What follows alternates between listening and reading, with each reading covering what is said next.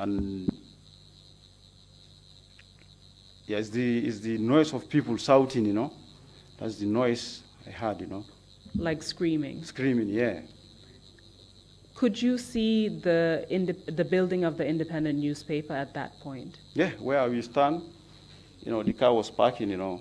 So it's like, it's going to be like maybe 40 meters, 40 meters, you know. 40 or 30, something like that, 40 or 30. So when Sanneh Manjang and others returned from the building, what could you observe when you looked at the building? I see flame. Before we go, we look back, you know, we see I saw flame like, you know, fire.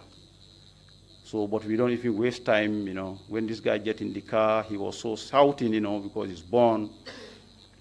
He was saying, you know, in Mandinka word, like, Nahajo Betinyata, you know. What does that mean? It's like, you know, all my, you know, I'm destroyed, all my affairs is destroyed. He was like, you know, angry, you know. But he's feeling pain, his body is all born, you know. Did Saul Baji say anything to him at that point? No, he don't say anything because so I feel like he's panic. So we just struggle to go back to Kanelai. Before that, for this operation, you told us that it followed from a patrol. Yeah, patrol, yeah. And you told us that during the patrol, you would normally have your weapons, your personal weapons. Yeah. You told us that you would have AK-47. Yeah. On this particular night, were those the same weapons you had, or did you also have other types of weapons? We have AK-47, yeah. And yeah. Sorry, I mistakenly tell you before, with pistol, you know, we don't have pistol, but I believe before that time we have pistol. When we are going on those patrols, we have our personal pistols. I can remember. And when did they start issuing you with pistols? How long before this first operation that you've just told us about, the independent newspaper? I think it's going to be like maybe 6 months. 6 months. So at that point you would have had AK-47s as well as your pistols, or only your pistols? Only AK-47 and pistol all. And each of you would have had that? Yeah. When Sanneh Manjang and the rest of the group joined you in the vehicle, was anyone's weapon missing, as far as you recall? At that time, you know, I cannot, I don't know. Only later when you know, after the mission, I think almost maybe 1 month when they start investigating, you know, I heard that, you know, Sanneh Manjang, you know, lost his pistol, you know. But at that moment, at that time, I don't even know, you know, that, you know, he lost his pistol. You said later on when who was investigating? That was like an investigation about it, you know. I think but you don't recall who conducted the investigation? I don't know who conducted the investigation, but the government, you know, do an investigation, you know, launch an investigation about it, and I don't know whether they deny it, you know. I feel like they deny it, you know, that time. They denied any responsibility for the burning of the independent newspaper building. Yeah. This is in spite of the fact that you have told us that Saul Baji told you that the order came from Yahya Jammeh. Yeah. And in spite of the fact that while the operation was unfolding, Saul Baji spoke to Yahya Jammeh at that time. Yeah. You told us that when everyone went inside the building, the reason you gave for not leaving the vehicle was that you were injured, your knee was injured. Yeah. And so you couldn't leave the vehicle. Yeah. You've also told us that at the time, Saul Baji was in a command position. Yeah. So in terms of the chain of command, he was your superior. Yeah, he's my superior, yeah.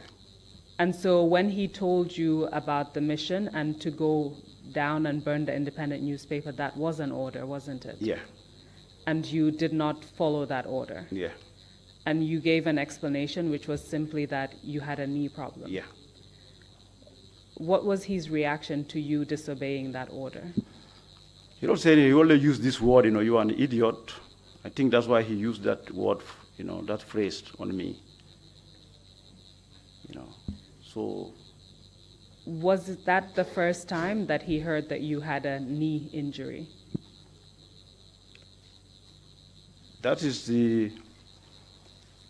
No, I even have I know, I cannot run, but I have a knee injury. Even that time I have a knee injury, I cannot run, I know that I cannot run. And after the advice, I recall from the commander and Sergeant Jaju, that helped, that also I use it, to protect myself, I say, let me not, because anything I do, I remember those advice, What I'm trying to understand is why General Baji, captain or whatever his rank was at the time, why he did not do anything else as a result of the excuse that you gave him.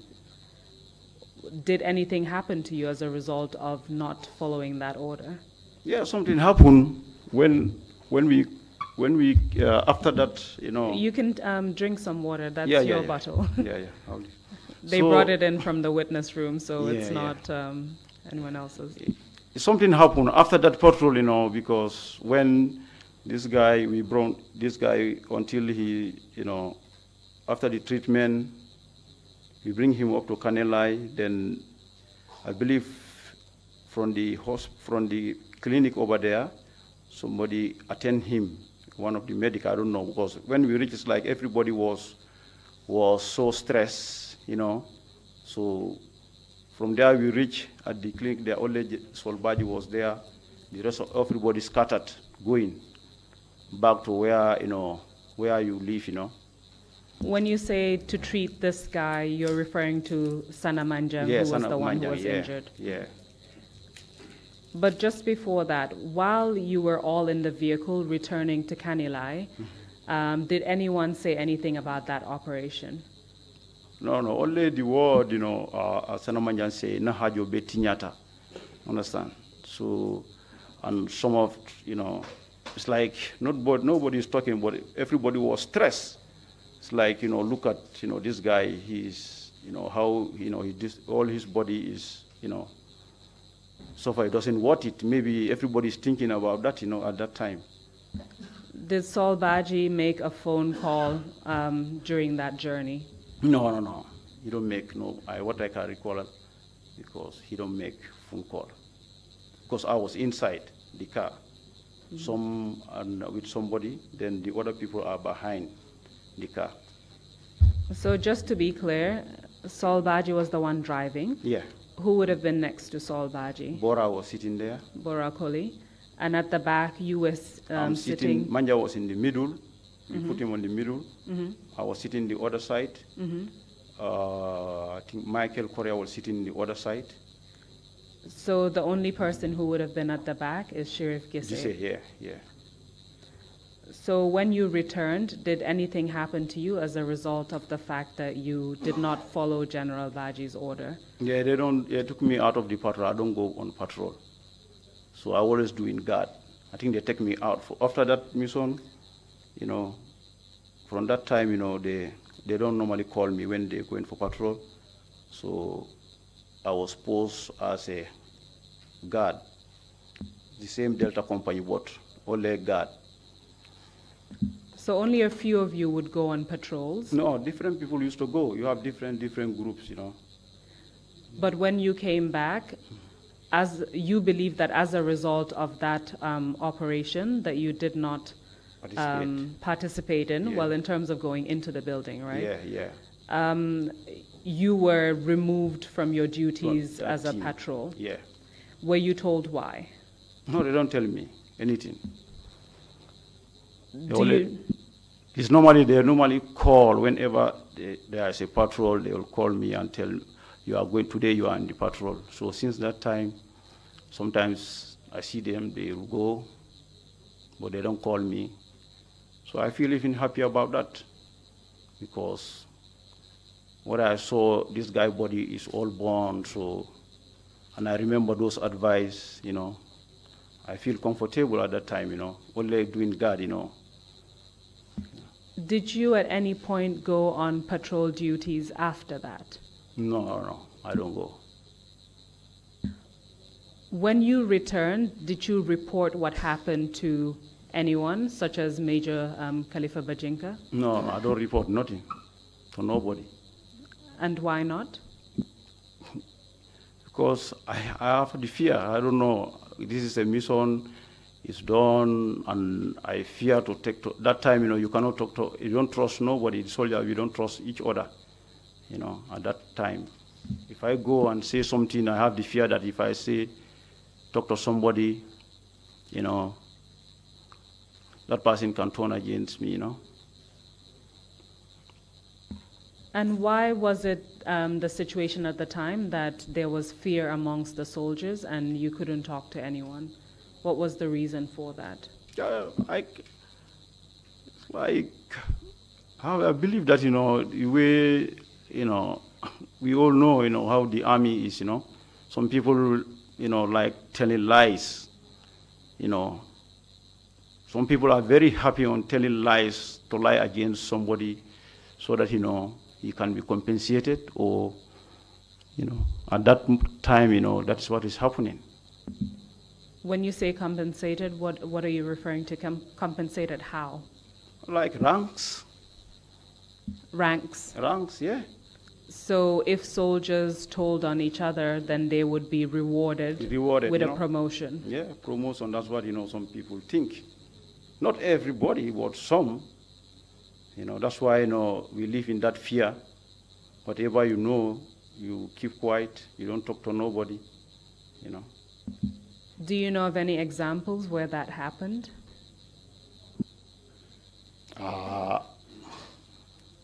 Not at this time, you know. You know, I cannot recall, you know, that, you know, but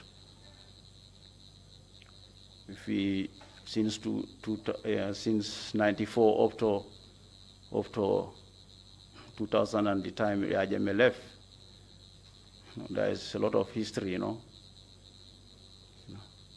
which happened to some people, you know, who don't do nothing but they lie against them, you know.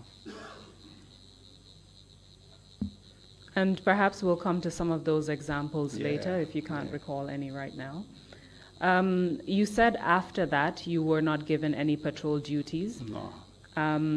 But you stayed at Kanilai from 2003 to 2004. Yeah.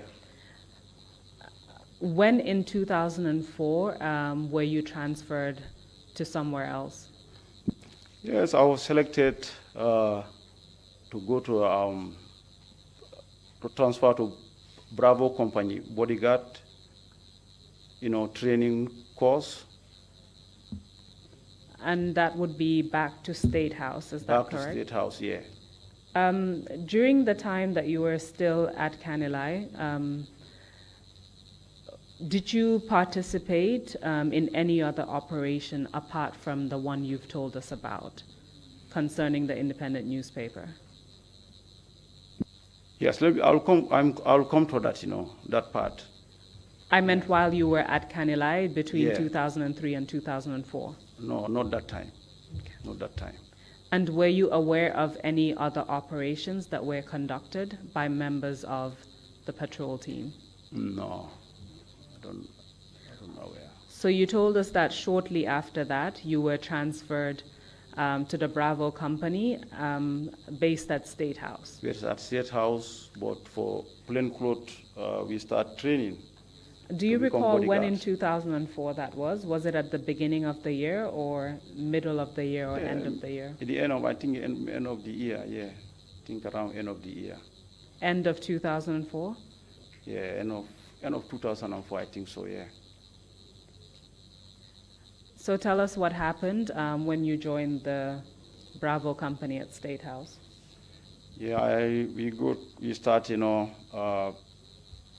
like plainclothes, drills, all that, you know, we do it during the commando training. We do that, you know, we do that training. But we started again. They start, we do that exercise also, deboss and emboss training, Sorry, say that again.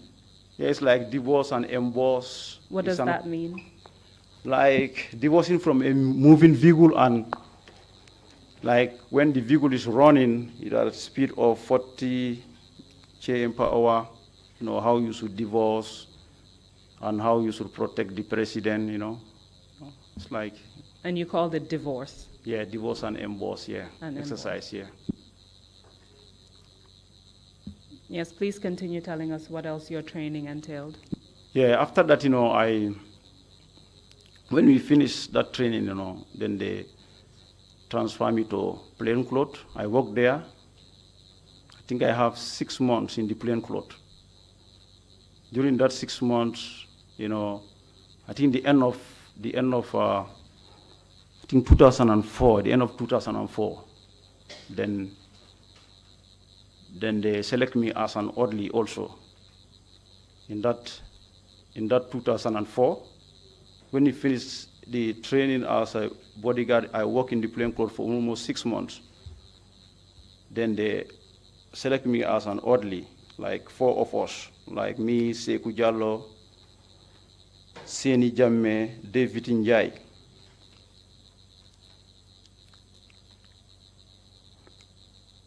So when they select us... just to make sure this is clear, when you were transferred back to State House, you said that was in 2004. 2004, yeah. I believe initially you said end of 2004. Yeah, that place, I'm wrong. Okay. Sorry to correct that, Yeah. It was around, I think maybe the starting, in the middle, but I worked in the plainclothes for almost 6 months. Then later, they select me as an orderly, and I went back to Kanilai again. After that. And you were an orderly for who? President Yahya Jammeh. Told us it was the 4 of you that were selected. Yeah. So you, Sekou Jammeh, Seni Jammeh, and David Njai, yeah. David Njai. Yeah. As an orderly for Yahya Jammeh, where were you based? Was it still at State House initially?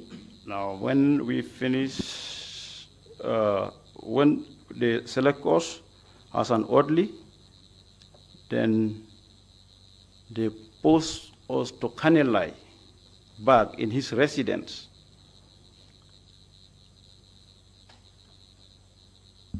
Can you tell us, as far as you know, why were the 4 of you selected as orderlies for Yahya Jammeh? That one I don't know. That one come from the commander called us. I remember. I cannot remember who is at the State House at that time. I think that time this Bajinka went back to Banjul. At that time he was not in Kanilai. He went back to Banjul. Then they told us. One of my commander at Kanilai at that time told me, you are going to report to Banjul, Sorry, I'm wrong. I was in the Bravo Convoy Company. Then I remember the clerk. The clerk told me that, you are selected as an orderly. We have to go and report to the commander office. That was Bajinka. That time he was also in the State House. So Bajinka at that time was the commander of the State House at that time, again, yeah. At State House. Yeah. Can you tell us what happened when you reported to Bajinka? Yeah, we reported there are four of us, Sekou, Seni, me, and David. So he advised us.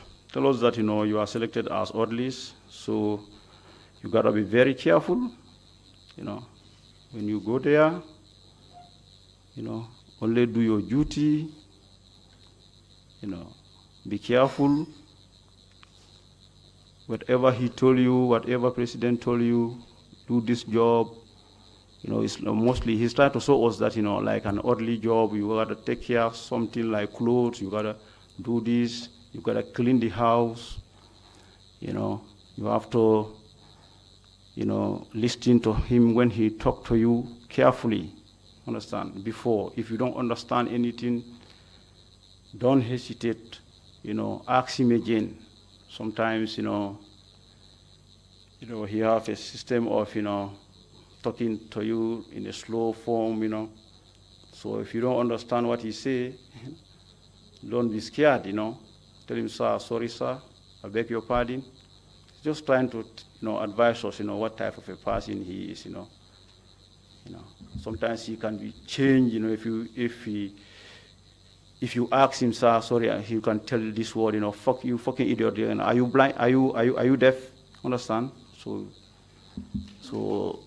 he's just trying to prepare us mentally, you know, when we are going, what we will face, you know, because he know him more than us, you know. So this is the advice that Major Khalifa Bajinka was giving you. Us, yeah. How did he describe Yahya Jammeh to you? Yeah, he say, you know, he advised, he say, you know, the man, it's difficult, you know. So don't be scared, take your time. You know, what I will advise you, listen to him carefully. Whatever he tell you, if you don't understand, I think that is the most interesting part of where he explained. He said, if you don't understand what he say, don't be afraid of what will come to him later. Understand? Just stand and say, sorry, sir, I beg your pardon. He will use all these words, you know. Are you fucking deaf? You don't hear what I say? And maybe he can even give you an eye deaf, you know. He will not even look at you. So that's the advice. Maybe he can give you a what? He will not even look at you. An ear deaf, you know, or maybe a blind eye, you know. Like, you are not even talking to him. So that's what, you know, he's trying to, you know, to prepare us mentally and physically. And when you heard all of that, how did you feel at that point? At that time, you know, I don't feel comfortable, because I always heard, you know, stories of orderlies, how they last there, you know, what happened to them. And I'm still talking about the time before you started working as an orderly. Yeah. What kind of stories did you hear about orderlies, and what would happen to them? Yeah, orderlies always going to jail, you know. I always heard of that. That's what I always thinking, you know. Somebody work at him, at the end of, before he fire you, you always end up going to jail or detention. And every time, you know, detention in Fajara barracks, you know. That's what I heard, so it's not easy. And do you recall any specific examples of what you heard before you started working for Yahya Jammeh as an orderly? Yeah, when I start working, that's the time I see, you know. But before you started working for him, what you heard were rumors of people being dismissed and detained at Fajara barracks and places like that. I already had, you know, one orderly also, Buba Jammeh, one of the orderly, I think that was around when we moved 2002. I remember this orderly, you know, he was this, you know, orderly. Later he was dismissed and taken to guard. And after, you know, I think he feel not safe. Then he absconded and left the country. You know, and one orderly, Walinjai, also the same, you know, the way he end, you know, it's not good, you know, so. You mentioned Buba Jammeh. Did he have a nickname? No, I don't think so. I think these orderlies don't have a nickname. And you mentioned the Walinjai. Walinjai, yeah. What were the ranks of these orderlies? Do you recall? That time I don't know. Maybe Lance Corporal or maybe I don't actually know. Maybe last couple, I think so. And you heard that they were dismissed. Do you recall hearing any reason as to why they were dismissed? I only heard this. Like they say, he will always say, "Oh, they steal my money." They are thieves. That's what he normally alleged to them. These are stories you heard before you started yeah. working there. Yeah. And he would accuse them of stealing his money. Money, yeah. You told us that with Walinjai, it didn't end well. Yeah. What do you mean by that? Him also, I think, I don't know, he was, I don't know whether detained, and after he left, for him also, he left the army. I think he's working for GRA now, He left the army. So you told us that the four of you were briefed by Major Bajinka, who essentially told you that Yahya Jammeh was a difficult man. No, the commander, he's the one, Yeah. He's the one he's trying to, prepare us mentally, And that was Major Bajinka. Bajinka, yeah. After the briefing, what happened next? Where did you go? Yeah, he told us that you are going to Kanilai. You'll base at the building over there in Kanilai, his residence. So as soon as you were given the position of orderlies to Jammeh, you went straight to Kanilai? Straight to Kanilai, yeah. Were you the only four who were the orderlies at Kanilai for Yahya Jammeh? Yeah, when we arrived there, we met this guy, Sajo Baji. You have A.W. Sanyang. Yeah. A.W. Sanyang, or? Yeah. Mm-hmm. Do you know what that stands for? Abdu Sanyang. But you normally call him A.W. Sanyang. Who else? And Bajere. Bajere or Bajere Mane. Bajere Mane. Bajere Mane. Yeah. Mm-hmm. So it's like these people, we met them there. They are orderlies before us. So what happened? Four of us are in Kanilai. So at any Sajo Baji is based there in Kanilai. But Bajere used to come there and help Sajo to train us. As only Bajere will come there and spend maybe 2 months and go back. Abdouye also will come and stay there with us for 2 months and go back to Banjulejen. So they start training us, what we should do, show us the house, what you should do, cleaning, how you should work with the cleaners. The cleaners supposed to come today, you be supervising, going with them, help them. Sometimes you even do the cleaning, that is the building.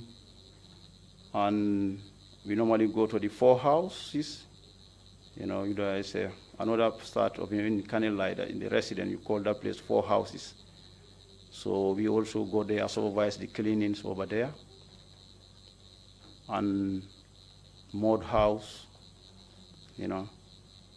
anytime all those workers are orderly supposed to be there to supervise them, to look what is happening, whether it is clean or not. Sometimes we join with them together, they do the cleaning. And they show us the stores. This is what we should do. The workers come. When the workers come, you go there, there's a book. You give them supplies, of what they should, take rice or other tin oils for cooking, And we go to the container where the meat, where they slaughter, cows, they put the meat. And to give the supply also, you have a record book, anything, The 4 of you, were you under Saja Baji, or who did you report to? Sometimes we report to Sajo Baji. Mm-hmm. Sajo Baji is, permanently based there at that time. But Bajere used to come there 1 month. We Sanneh also to come there 1 month and go back to Banjul. We Sanneh, yeah, AW. In terms of the four of you, how were your responsibilities assigned? Like all four of you were the orderlies. You've told us the type of work that you were supposed to do.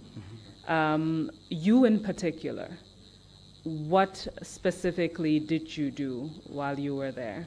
What was your role or your function? Sometimes I'm going, sometimes it's every day, sometimes somebody will go to go with the cleaners to the forehouse. Sometimes some will go to the container where the meat is. Understand? Sometimes at any time somebody have to be in the building to man the telephone. There's a switchboard over there. That one, anytime somebody must be there, because maybe the president normally call sometimes.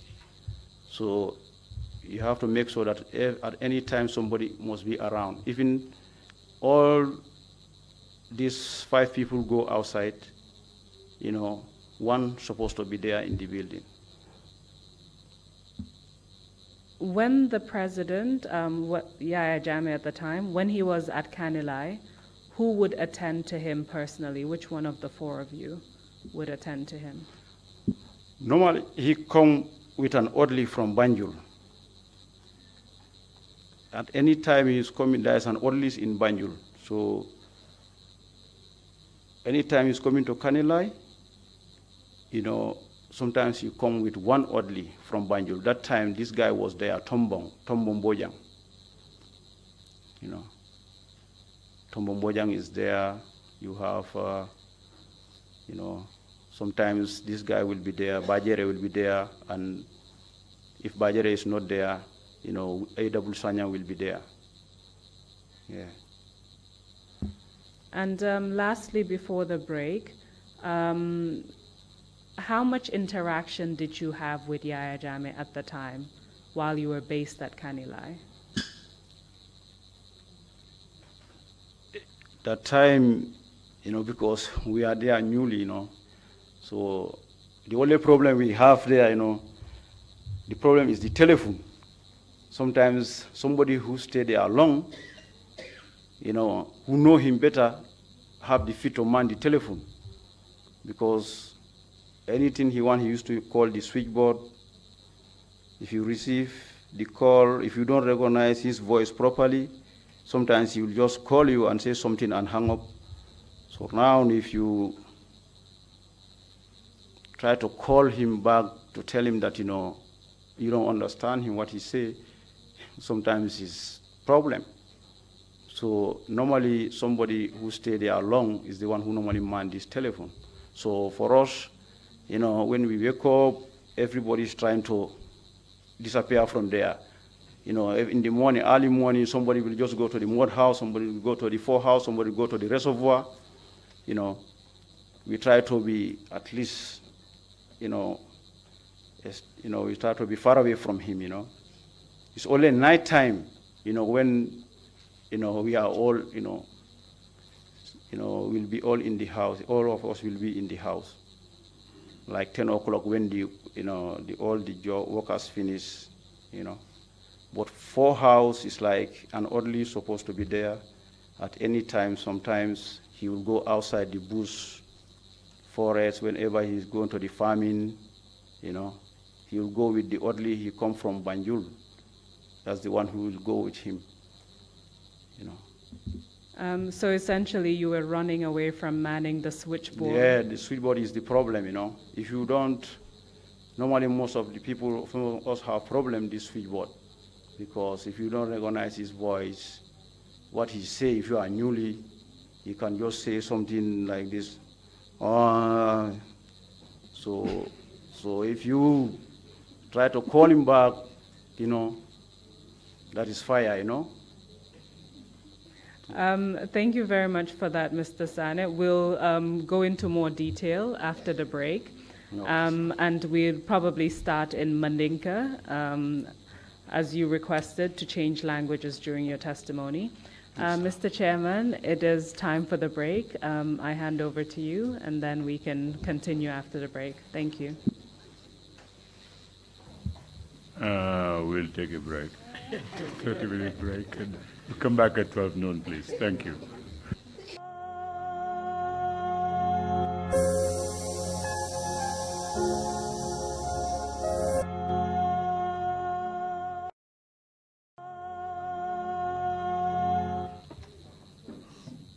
Welcome back, everyone. Council, are we ready to continue proceedings? If we are, please proceed. Thank you. Thank you very much, Mr. Chair. The witness is being brought into the hearing room. Good afternoon, Mr. Sanneh. Welcome back to the hearing. Good afternoon, ma. Thank you. As discussed before, we will start with the Mandinka interpretation. And Yes, so when I speak, allow for the interpreters to interpret, and then I will do the same.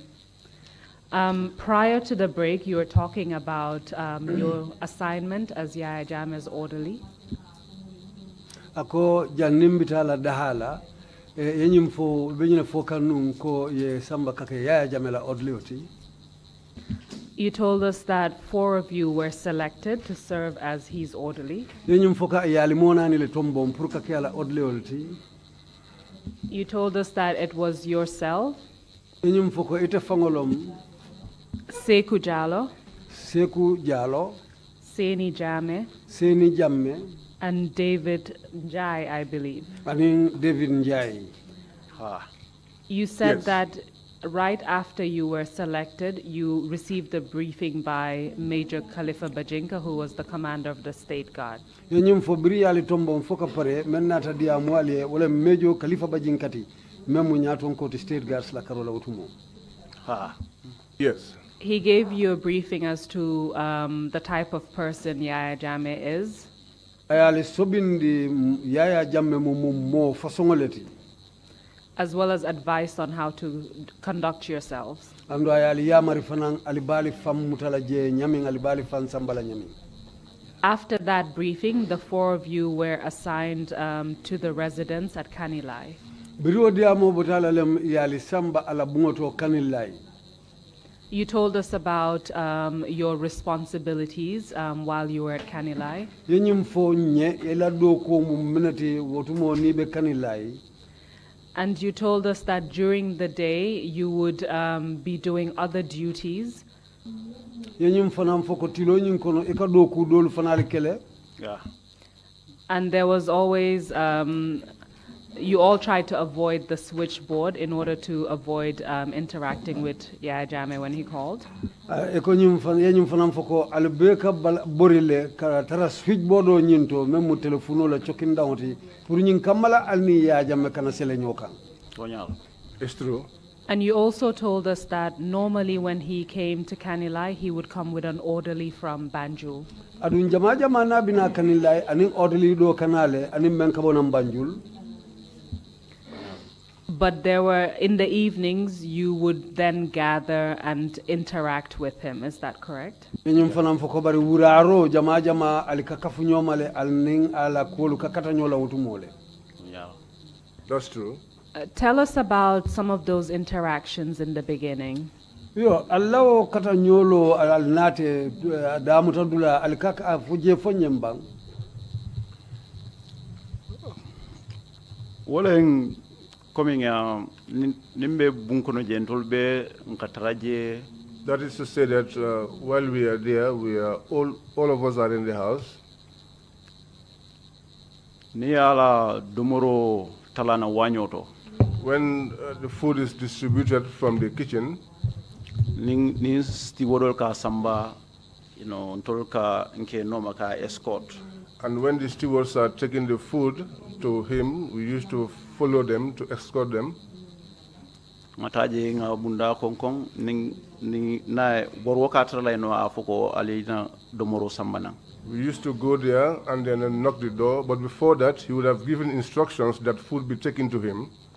Jan ngata nga bunda konkon. Then we will go and knock the door, Na ye danku. and if he answers, Den nga dung. then we will get inside, and then they would hand over the food to him. Ngaloje ning stiwodo ya bedi na pareta. We will stand there, and when the stewards have given the food and they are done, And ngafuntinang. and then all of us will come out. Okay. What do for kasoto? There are also other times when Nibe grillo la banta yana kala fi grillo la fanana. when they are having their grills outside, because he used to like to have a grill outside. Odli do kataraje.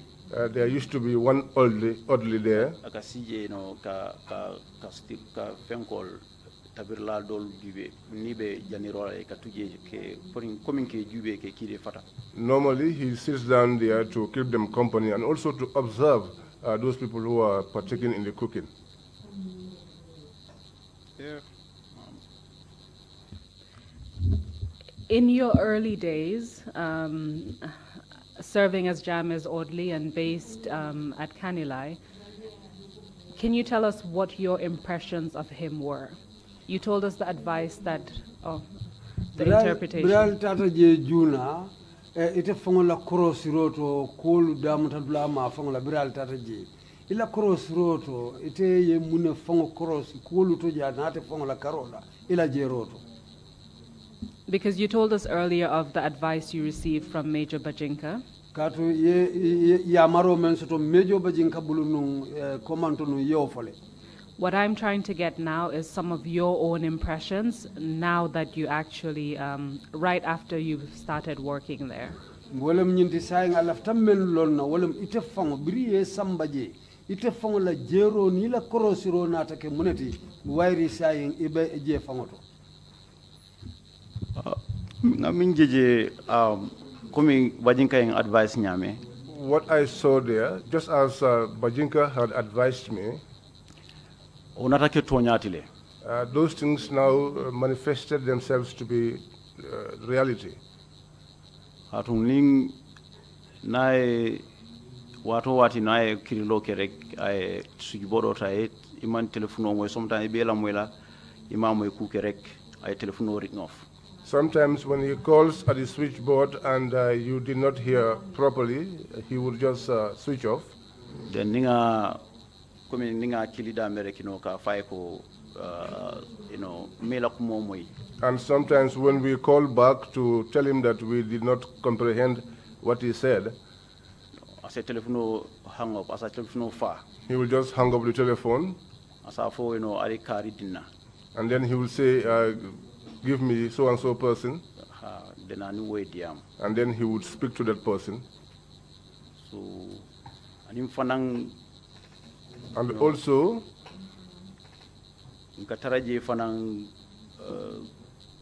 because mo be kala fila na nanga mo mutol be mbiji ay traje ntol be siring. We used to be there. You know, he used to want to come and find all of us there present. Sometimes he will come out of his house and come to observe us. So nama moji because alone ko mote momantra banta saying kalafila na ay mobeje mobe taraje. He loves to come out and meet all of us because he will know that at that time nobody will be outside. So so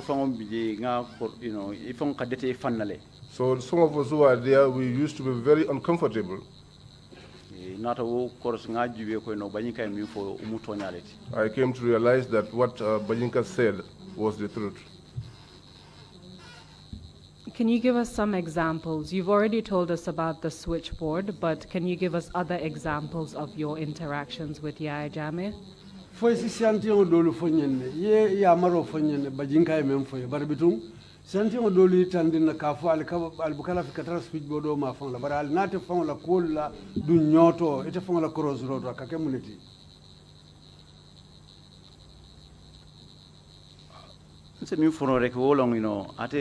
What I can say is that he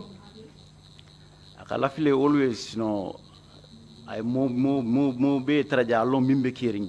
He always love to see that everybody is there at the same place so that he knows exactly what is happening. Yeah. So for now, I can see that. How did he treat you and the other orderlies? saying ite aning odli dolu menu bije akal la kola nyaadile akal samba nyaadile wato because wo tabu wan men taraje kuta yake wato men taraje kuta yake the time when we went there newly, because wato ma kalangolom bake but ateka odli sol mi alon ko a millimeter je. At that time, we did not know much about him, but there were others who were used to him. Those were the ones that could understand his manner of speaking. Ani wolle ka aka wolle fenke bake baran tol mi alon ko itata je kutaya kere kino tol ka nka taraja kala fere kan jeje mbe siring kumen kan korosino. Those were the ones that dealt with him more frequently, but for those of us who were there newly, all he wanted was just to see us there present. How much time did you spend at Kanilai, working at the residence? Yowati jelle ke Kanilai katara la bungoto je. Anna bekira sanji fula ma fongola. I know it could be about 2 years. Maybe sanji killing kata sanji fula. Maybe between 1 and 2 years. 2004 kono kata fo 2006 ma fongola. 2004 going up to 2006, around about that time. And what happened in 2006? Sai mune na take 2006.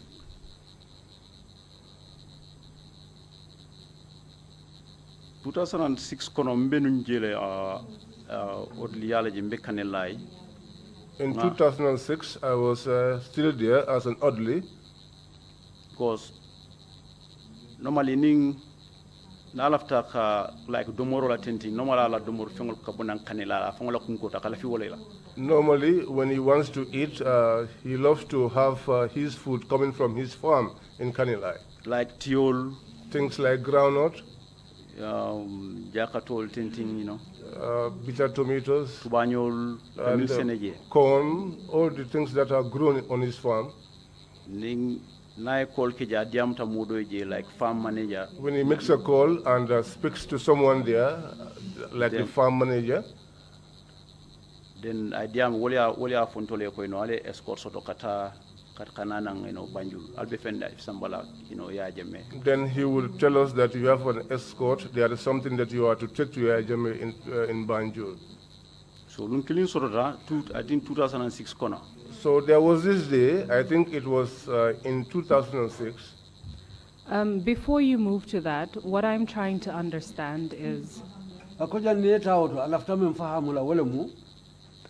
in 2000, you said you were based at the residence in Kanilai from 2004 to 2006. Yeah. 2006. After that, were you transferred back to State House or were you transferred elsewhere? I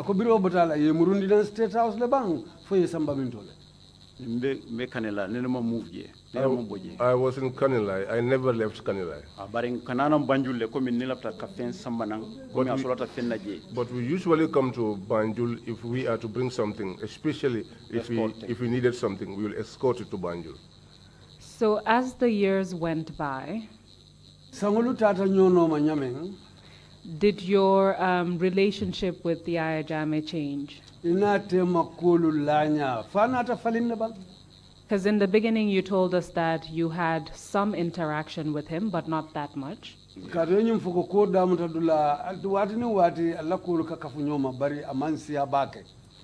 As you became more experienced in your role as an orderly, how close did you get to Yaya Jammeh?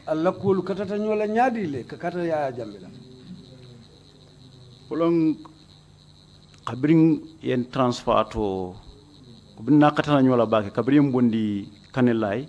When I was removed from Kanilai katan samba Banjul and transferred to Banjul, wotlen nala ko fenketa bake nakita la bake. That was when I started to get close to him.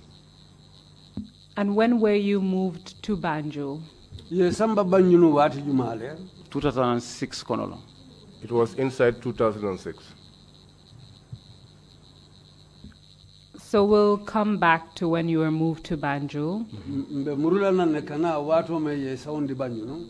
You started to tell us about an incident that occurred while you were an orderly at Kanilai.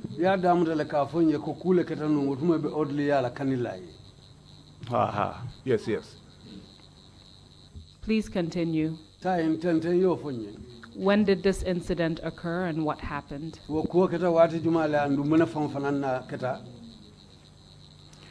happened aketa 2006 lekono? That happened in 2006. Solo natananga konyeko. Solo came and said to me that. Solo Bojang. Solo mu anfo captain olombanda owato. Solo Bojang, at the time I think he was a captain. Akonyeko ening seni jamme albet tiole escort la ya jamme Banjul. He said to me, you and Sini, you are going to escort Granot to Banjul to Yaya Jamme. Normally ninkata Banjul. Normally when we are to go to Banjul, ning drive for mimbe plain cloth. Yeming attached plain cloth in J Kanilai. We and the driver that was attached to the plain clothes in Kanilai. Nka fole metala jana Banjul nga escort sotole. He is the one that we used to inform that we are going to Banjul, we are going on an escort.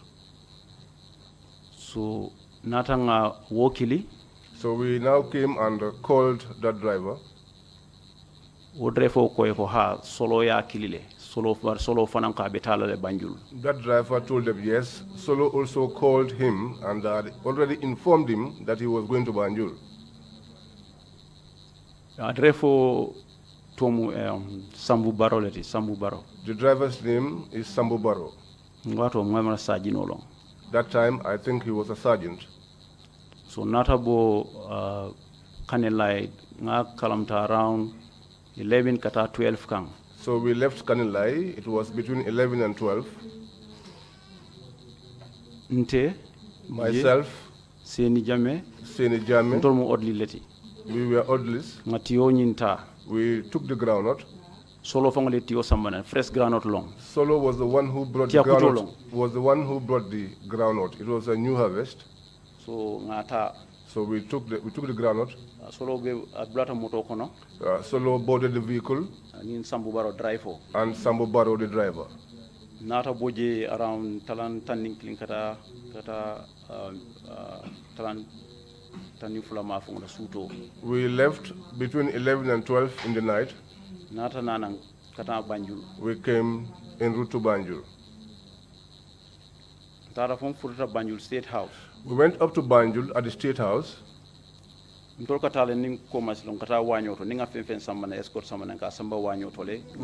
We used to go through the back door. Whatever we brought, we take it to the kitchen. At the kitchen, there was a security, and he too was an oddly. Sometimes when we arrive, we used to hand over the commodities to him. Then so then it would be left to him to announce to him that these guys have brought whatever had to be brought.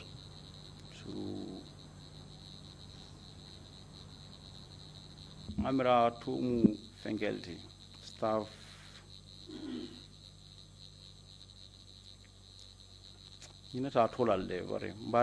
I think his name is Staff. I cannot recall his name, but I will remember it. So while the two orderlies were depositing the groundnuts in the kitchen,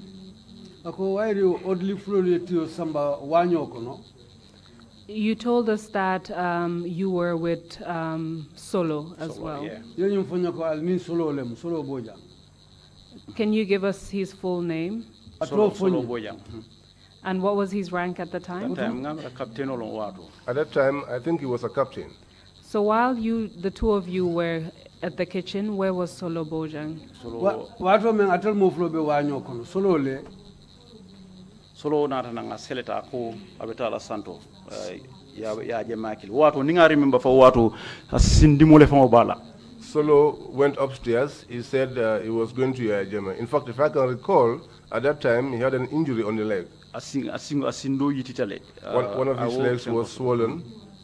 So wato aka samra do dungu mu fen quality. Samra do mu combatol ti bare oda samato o manke combatol nga remember ngo wato kalamtale. I remember at that time on one leg he wore the military combat, but on the other it was not a military shoe. I can fully remember that. Yes, a Celta atata rekas a Celta Santua. He climbed upstairs. So ntolbe banta je benu wanyo to after mbota je rek ntata sita banta plain cloth ka sida me. So we were at the kitchen, but later we left the kitchen and went out and sat where the oddlies used to sit. Solo a meta jele de because wato ngamira janimbe bola ja kita 2 o'clock ma fangola meta santo back. Solo spent a long time upstairs. I think before we left it was around 2 a.m. When Solo Bojang came downstairs after having seen Yaya Jammeh, did he say anything to you? No. Akobirin Solo Bojang jitanang kabona Yaya Jammeh ya. Five fendo fare bang. Aman fem fontoli. He did not say anything to us. What happened next? Munena take okola. Ntol nata bula moto kono wala nyama ngam ko tiling. So we boarded our vehicles and headed back home. Nga Coastal Road le ta kanana kabu Banjul kata Senegambia Siloka. We used the coastal road from Banjul going through the Senegambia area.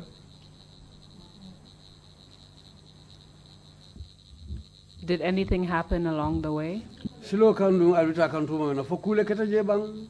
Andata fo mfutata Palmarima Nitamita Palmarima Johnson auto. We came until we passed the Palmarima Junction. Kata Senegambia kan domandi. As we were moving towards Senegambia, just a little bit towards Senegambia. Ako driver ye kof silo nyita ni driver la ko kof ako abetala molle tarraje. He said he showed the driver one route and told him to take a bend, that he was going to meet some people there. The road that you took, was it on the left side or the right side of the road? Aliyesilo menta ambe dibaye bulubal la fomara. Nike kumutiling Senegambia ma fongola no asilo be imarama karola. If you heading towards the Senegambia area, that junction is on the left-hand side. And so Solo Bojang instructed the driver to turn left. Amunta Solo Bojang na ko drive wo nyi mara silo nyinta. Tell us where you went to. Afonyeng bitung altata dame. De fongola miro driver fongo manjelo ngatele be driver direct kan. In my thinking, the driver himself did not know the place, but he was the one directing the driver where to go. So atata for afangara ko driver yellow nyindulato alota. We went up to some time. He ordered the driver to stop, and the driver stopped. So ako driver people ma. And then he said to the driver to horn. So para military police of fundita nanganata nang bundato. A paramilitary officer came out through the door. So solo fundita rek anao jiraga where jibere my bundayele. So Solo came out, and as soon as he saw him, he opened the door. Would that be the gate of the house? Yeah, well, Ako fo kordanyin wala bunyim bundale moti bang. ha wala bungala bundani. The gate Bunda balong ha. is the gate to the house. From what you've said, it doesn't appear that you recognized whose house that was. Is that correct? Amunta ya itandi nyamentendal ite fango maju imanje sute imalon jumale tamu jeti fo lemba. Among bungo malon jumal tangoti bare. Yes, I don't know who owns that building, Akono to afanutale. but inside is wide. Duta juo bije nga kalamta. There is a mango tree there. I noticed. So bide bundal rek moto dunta. Once the gate was opened, the vehicle went in. So dunta rek lota. As we got inside, we stopped. Marama karola teng. On the left-hand side, So moto do be lori nyato teng. there was a vehicle parked in front of us. A moto nyingi nyabe tilinding bundala tenting bar bundanyum fanutale. The vehicle was facing the gate, but the gate was wide. So after motor dolbe coma, motor dolbe korra kono je fanutale motor flag baby je coma je. There were also other vehicles behind, two vehicles, because the house is a wide house. So what happened next? Sai mune nata ke ube kola.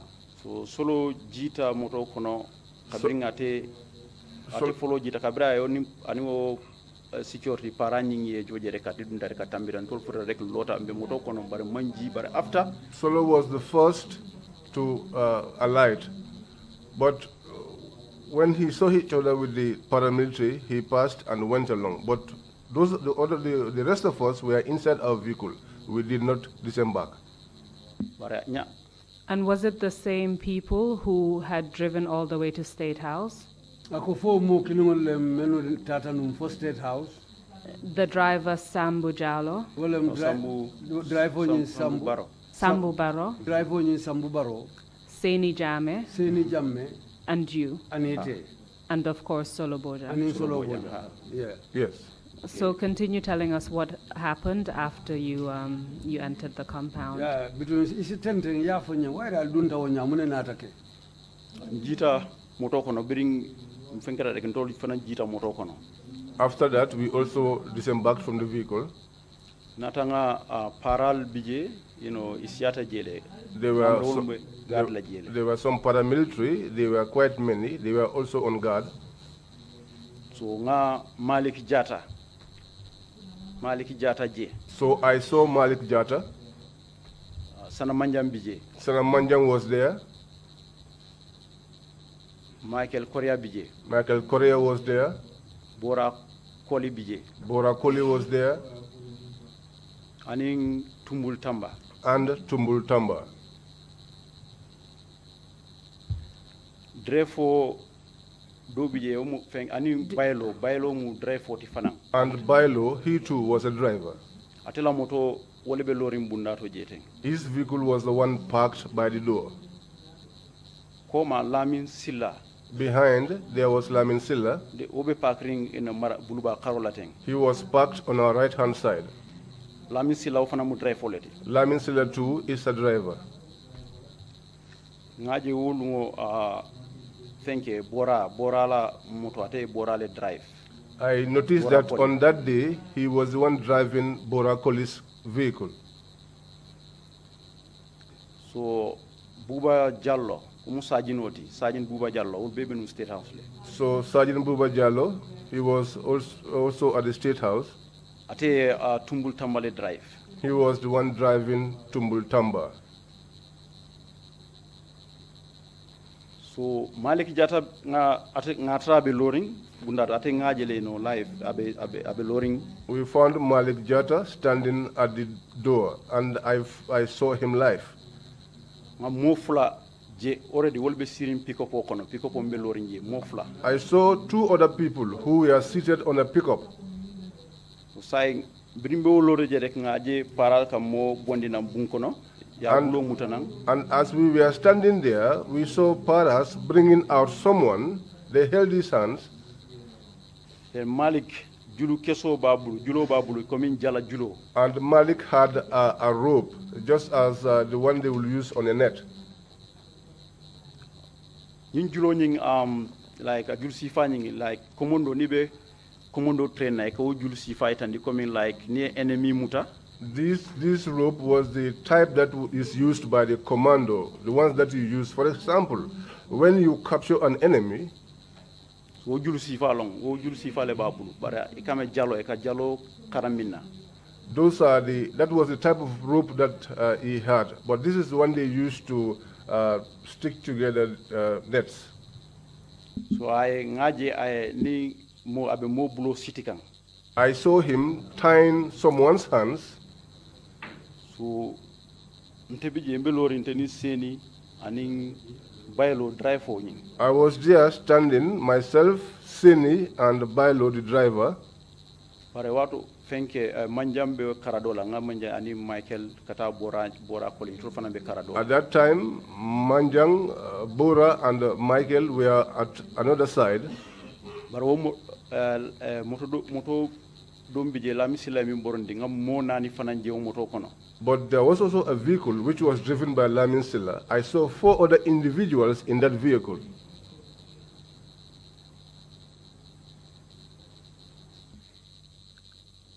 From what you could observe, these 4 individuals, were they wearing uniforms or were they wearing regular clothes? Ila mkorosiro to omo na no membe moto kono ifanali uniform wala dumbang fo feto fata dole be bala.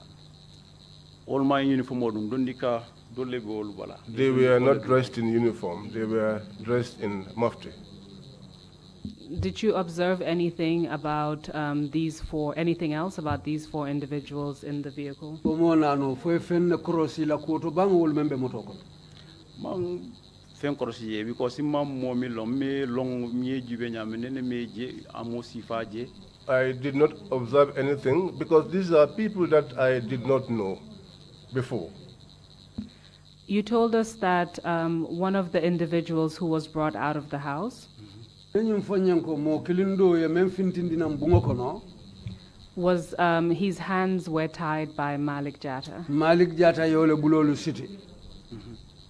So far you've mentioned 5 individuals, is that correct? Saying amunta yemenu befo nya keta molulu. Moto do bije ngo jele mo nani already be janin tulbe dunaje watu minanga nyinja be nyi mo sidi kam moto do melori nga bala already mo nani bije be moto pick up komale. By the time that these individuals' hands were being tied, there was a pickup parked, and behind it there were already 4 other individuals in that pickup. So benin tol kadunte nyi mo ngamra abekela sabanjangol because mofla already abe o pickup ko kono le bayro la o pickup mofla bijele so paray min tenga minje paray min sama o keta sabanjangoti. As we got inside, there were already 2 individuals on that pickup. Now, this individual that was brought out and whose hands were being tied would have been the 3rd person. So let's make sure that it's clear. Yeah. So there were 4 individuals in Lamin Silla's vehicle. Lamin Silla la moto kono mo nan le bije.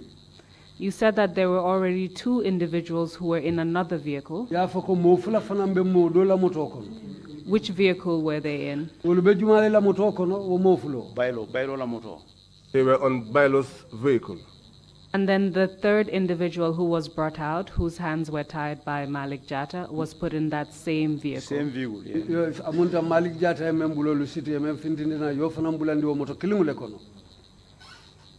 So were these the only 7 individuals that you saw who were essentially, it appears, detained or arrested? Anata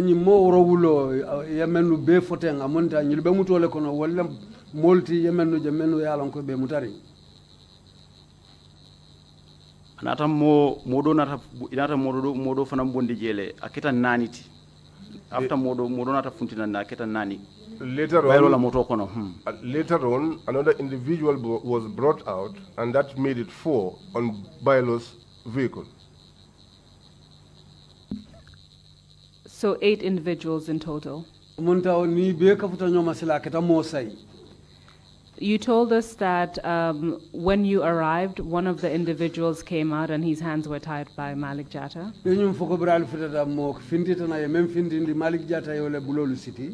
Then you've now told us that another individual came out.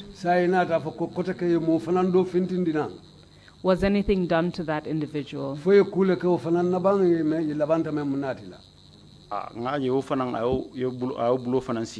I saw that he also tied that individual's hands. And then he was put onto the vehicle. Behind.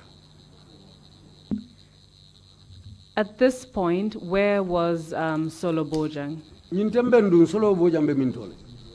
Solo Bojang be loring anin tumbul tamba bari ibe loring neteng ino manjamfa jela bake bare Solo Bojang was standing with Tumbul Tamba. They were not far away from where the activity was taking place, but they were standing, the two of them. After all 8 individuals were at the back of, inside the pickup vehicles, can you tell us exactly where they were placed in the vehicles? Were they inside the cabin or at the back? Yes, in the cabin pickup yes, in the motor coma. It was behind the vehicle. And was that open or was it closed, the back of the vehicle? It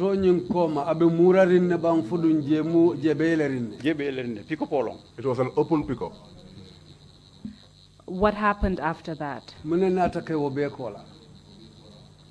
So, mbije fo amira meta jele janni mi bola je fo talam fula ma fango talam fula kata 3 kam ma fango lombang ma remember maybe wato, you know. We were there for it was a long time, probably 2 or 3 a.m.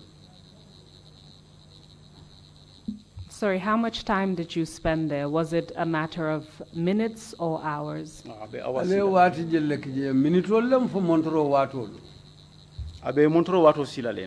It could be up to an hour.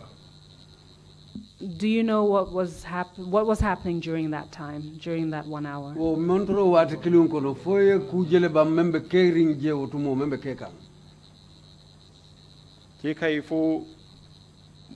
Motobe lori nyilning tumbulbe anin solobe be wokaradola den paral wolbije wolbe lori teng wolbe ibe lori ida mangulaje except bundanyi fana ya town wo bundanyi ye wo mul bondanda bundanyi town tale except to say that these vehicles were parked, Tumbul and Solo were at one side, the paramilitary were also at another side, but the door through which these individuals were brought out from was now closed. So did anything happen during that 1 hour waiting period? No,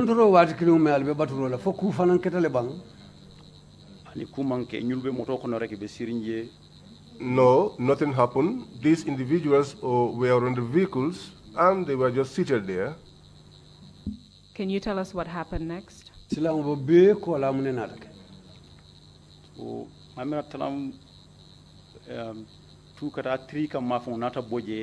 I think about 2 or 3 we deported.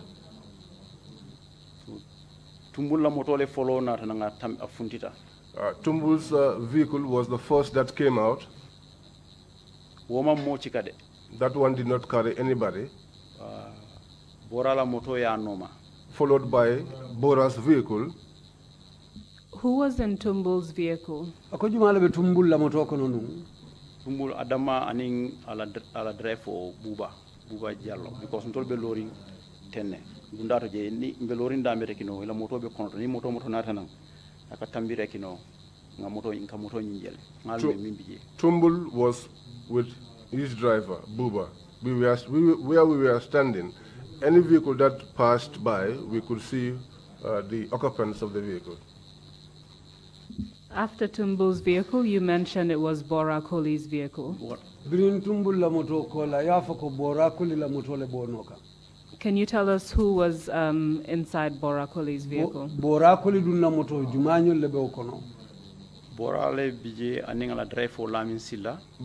was in the vehicle with his driver, Lamin Silla. And that is the vehicle that had 4 individuals at the back. Yes,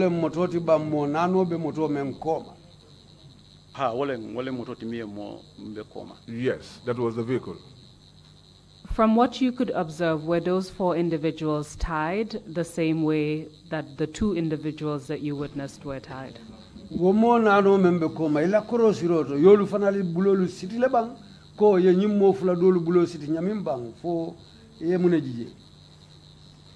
Nakor siroto e sitile because ibe sirin nyamete ibe sirin moto e kodi ibe sirin ten ko be diri moto ko moto ya nyatlinte ko be tirinte bari be jimirin ko mi mo be jimirin ten According to my observation, all of their hands were tied because as they were sitting, they are giving their backs to the vehicle and they were bended.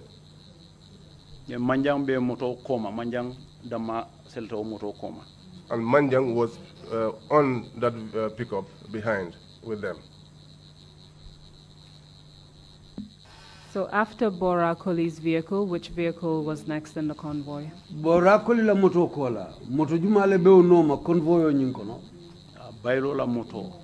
Bailo's vehicle followed. And who were the occupants of Bailo's vehicle? Jumanyole be Bailo la moto kono. Malik be selling coma and Michael Korea. Malik and Michael Korea were behind that vehicle. Including Bailo himself, including correct? He's the driver. Bailo found. Yes. Which one was the next vehicle in the convoy? Kola moto jumale be fanambe wolu noma convoy o nyinkono. Ntola moto. Our vehicle. And was it the same individuals, Solo Bojang, the driver Sambu Baro, Seni Jame, and you? For ateu mo kilongolom itening driver Sambu Baro aning itanyo kotengola nite fong wa atel drone be moto kono bang. Ha. Yes.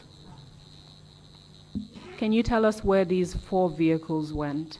Afonye nyi moto na no lutata dame. Funtita ne. We came out. Ntola moto le be koma. Our vehicle was behind. Mari beta khane ngadomondo man nkofta. We were going slowly and then we took a bend and got onto the main highway. Ngamkungotiling kata Coastal Senegambia Coastal Road kata Brikama kata Pokanilai. We headed through the coastal road to Brikama and eventually to Kanilai.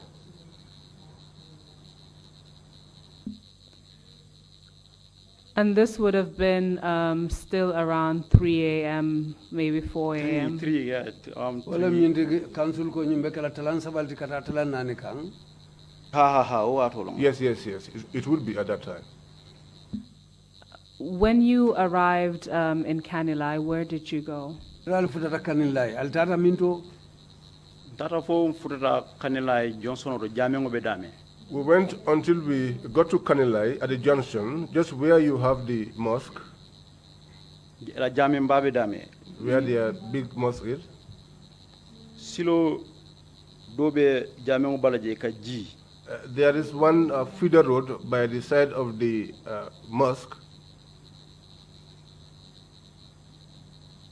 The vehicles headed in the direction of that feeder road.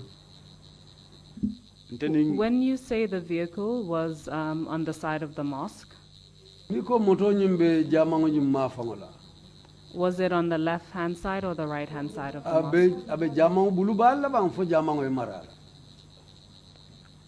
Jamengo la buluba mafong. Jamengo ala buluba mafong. Silo beoleto. The feeder road is on the right of the mosque. At this point, had you already passed the residence in Kanilai? In Tembeg, 4 yatar lebang altambita bumba nyin Kanilai je. Ani sate kono le nyinti. No, this was inside the village. Kominina nang ne Kanilai longi futata fo itata fo nyato jameng ikay nyati lin jameng la rekino ye. If you know Kanilai properly, once you get inside until you pass the mosque, then you head towards Yaya Jame's place. So you were headed towards Yaya Jame's residence? Or did you take a different direction?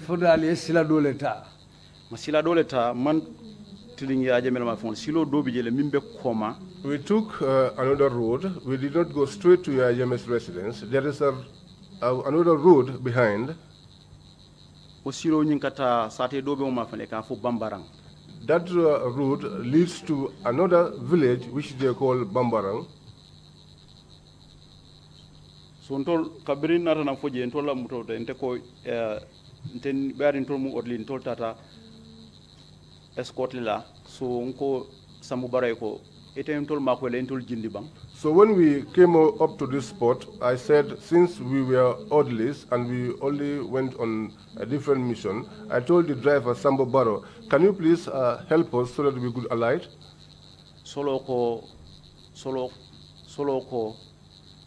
hani akai ko kani mbitang aka file mbitang.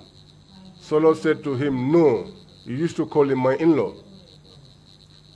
Akai ko mbitang ni mol noma. He said to him, my in-law, follow these individuals.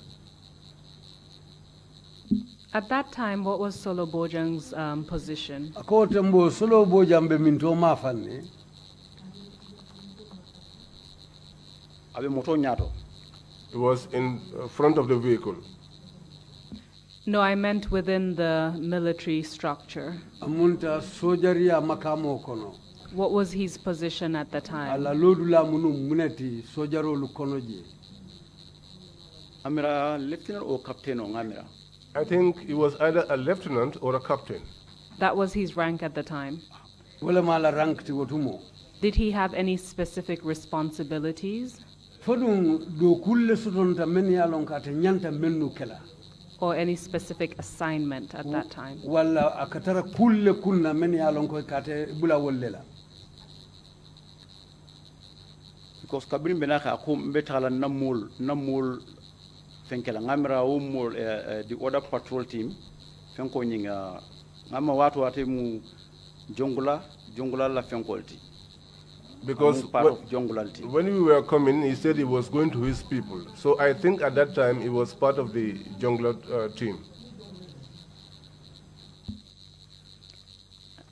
And so the people who were in the convoy were members of the junglers, as far as you know.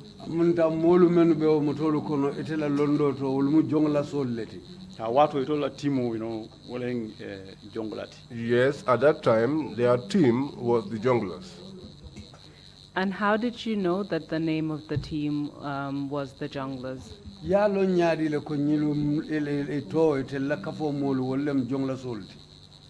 Because what we know it all. Because that time they told the Malekatu, EKJ told the Malekatu Fenkela uniform dolls sort of female world. They were the only ones who used to put on a particular uniform which was black. Can you describe the uniform? Uniform akenya fonya bang. And for when fintale nick. This uniform is black, completely black. Was it a black shirt or a black T-shirt, for instance? Sai, dondika buluri ngolo dondika fingole mu bang fodu fana mu T-shirt fingolet. Yin kamuta ko kachi coming so anin sojaro line fomo e be karal nya kilingolong bare kakilong. His khaki is the same pattern as military uniform. But it was all black? Bari abebe findinde. Yes. Was there anything different about their shoes? Ila samatolu fo fembi jele me fatam fanso nati. Obemu fimalti bare anin kidol mi soto. They were all black, but the guns that they were having. Ila personal weapon watu mu AK-47 or minka grenade launcher soto. Their personal weapon at the time was an AK-47, which had an attachment of a grenade launcher. And that was different from the types of weapons that the rest of the people in the army had. Is that correct? Amunda wo mu fenneti me alonko même façon be o dolu fana bulu ay ni menu be nyoka. Wolem bang tela jero watu menam bije kanelaji tol momo kido so ito donne o kido soto. By my observation, at the time that I was in Kanilai, there was no other person who had those type of weapons except those people in that group. So continue telling us what happened when you either entered or went past Bambarang village. Saying afonyeng muneketa brali tententa katambi Bambarang sate wala. Mantambi Bambaran Satela. We did not go past Bambarang village. Silo Nimbe Ninge Canelalo Yajamela Kankango ala Kankangola Kata South southern part Mafongola. If like you know Kasamas Mafongola. If you know Kanilai properly, just as you get into Yaya Jame's garden, moving towards the Kasamas end. Kasamas Mafongola Silo Ning or Silo Nimbijer, Welekata was Sate coming for Bambarang. And that road is the one that leads to this village called Bambarang. Silo Ning Katale Kadung I wulo sotole wati do ka ibuka ala gadino ibuka ala kankango je fenso nyinje abeka ke abemu lole konoti. But that road passed through some bushy area, and at times you are unable to see his garden. Ngaji ko moto bortale fo maybe na miraloto maybe because wulo kono silo long maybe ngaji ko abe 10 or 13 minutes nyong borlale. According to my own observation, I realized that the vehicle ran up to perhaps 10 or 13 minutes. Then motor lota. And then the vehicles stopped. After any motor lota ni suto long ika lampo jele. You know, when vehicles stop in the night, usually you will see the lights. Dola motor fana lota. Our vehicle also stopped. Do you know the name of the area where the vehicle stopped? Foyo ma fango tolon ne ba motor lota dami. Man jelon because ntenene man tani ka brimbe kanelai nka taje wo ma fango la bare nene man wo ma fango long wo silo nyi. I don't know that place because even while I was in Kanilai, we used to go on to those areas, but I've never been to this place. Tell us what happened after the vehicle. Saya fanyum brio kola mune natake. Solo ntol be moto mi kono solo jita ko al si moto kono wale fo. So Solo alighted. So for us in our vehicle, Solo told us to sit tight in our vehicle.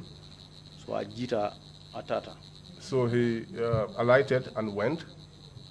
Ntol sita jembe moto kono mam tadula. So we sat inside the vehicle. We did not go anywhere. But all of the vehicles, their engines were put off. Then bije for ngameranga 30 minutes nyon soto leje mbe lorinje. So we were there, the vehicle standing there. I think we probably were there for about 30 minutes. Then Then all of a sudden, we had a gunshot.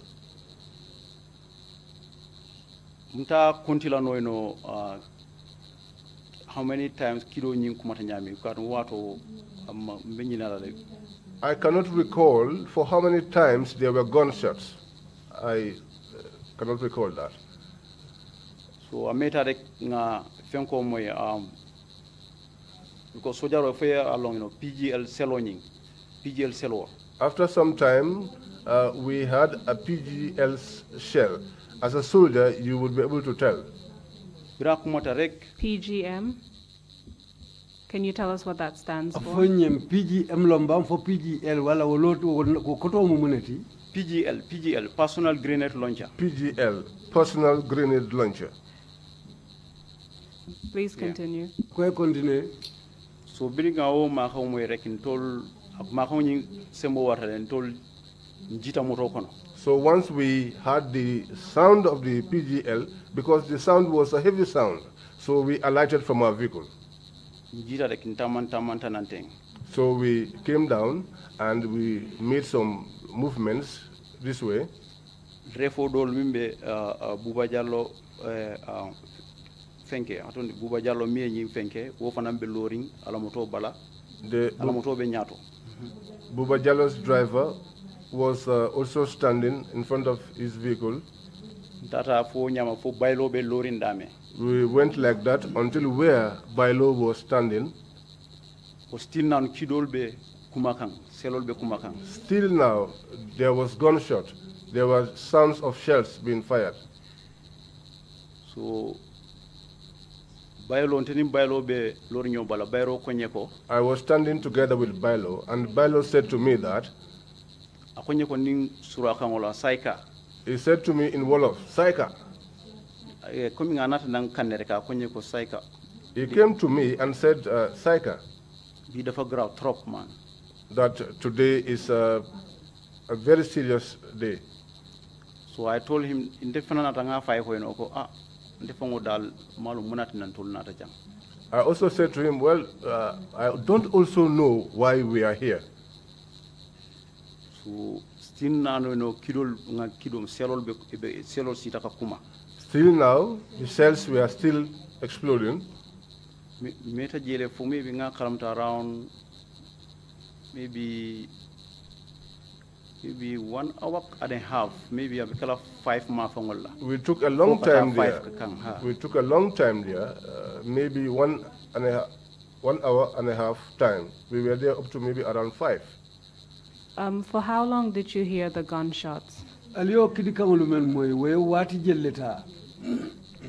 Kini kango milmang saribake wol man jamfa bare selol ning ka kumale no wol ka kumale wol meta kumala le for almost 45 minutes be kuma na meta fo nyato rek ay kuma. Those that did not make a lot of noise, they were not far away. But for the shells, they were far away and they were going almost for about 45 minutes. Were they going continuously or were there intervals in between the shots that you heard? Illa bundiro, if continue to fire or la ban fodum ka fire kele ye batu demanding yana fire ke. Aka wati tale. It used to take some time. Baraka mutale kuma aka kuma ite fankal ne ko no ka kumata ya bunda ma ya bum banko le kono. But because it used to sound in a way that when they fire, you know that it was fired on the ground. Because even where we were standing, we could feel the earth trembling. Motole kungotina jemi ibe akuma Gambia la mafangola kumi motole kungotirintende ila marama karola yani marama karola ten ni tata komin saf wolen Gambiati so luba karola tenting omu maybe Casamance Senegal man jam fo mafangola. The vehicles face this way, and on the left hand side is the Gambian side. On the right hand side is the Casamance end.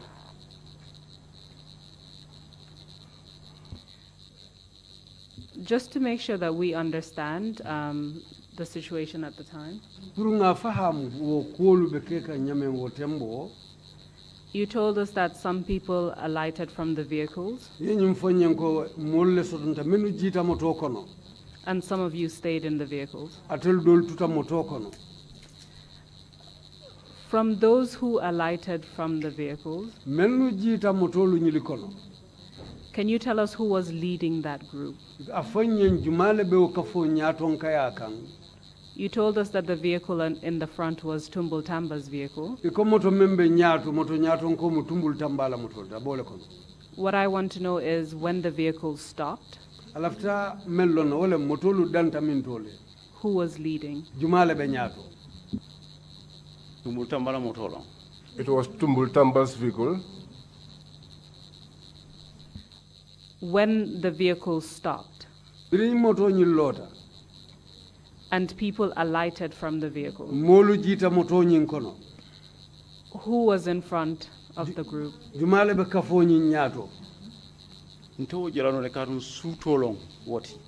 I couldn't have seen the individual because it was in the night.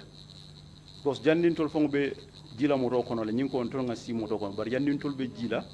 this guy said that we should sit inside the vehicle, but before we alighted, it was because of the gunshots that we heard. That was the reason why we alighted. But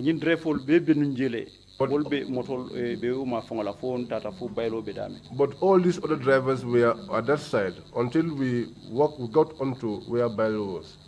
bar mul mantra moto koma. But there was nobody behind the vehicle. Baylola moto koma milbe nunje ngamilje umotije. The wireless vehicle, the individuals that were on that vehicle, they were not there anymore. Aning Lamisila la moto fana motije. And also, Lamin Sila's vehicle, there was nobody there. Tumbul Tamba te tije mo ma fongola. Tumbul Tamba was also not around that area. Bora fana mantraje. Bora too was not there. Manjang mantraje. Manjang was not there. Malik Jata fana mantraje. Malik Jata was also not there. Ani Michael Korea fana mantraje. And Michael Korea too was not there. I believe ko kidol kumata nandami itol boleto. And I believe that where the gunshots were coming from, that was where they were. So how many individuals stayed with the vehicles?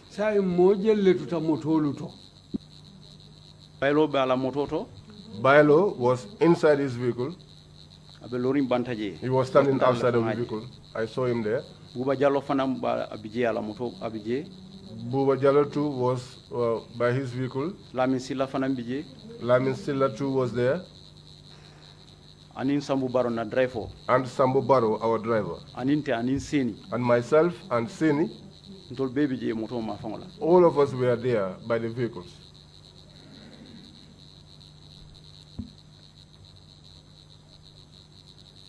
You mentioned the individuals that alighted from the vehicles. Yeah, for molumeni alonko ejita motoko. I would like to give you a few names because I want to make sure that the individuals that you saw were the only individuals present.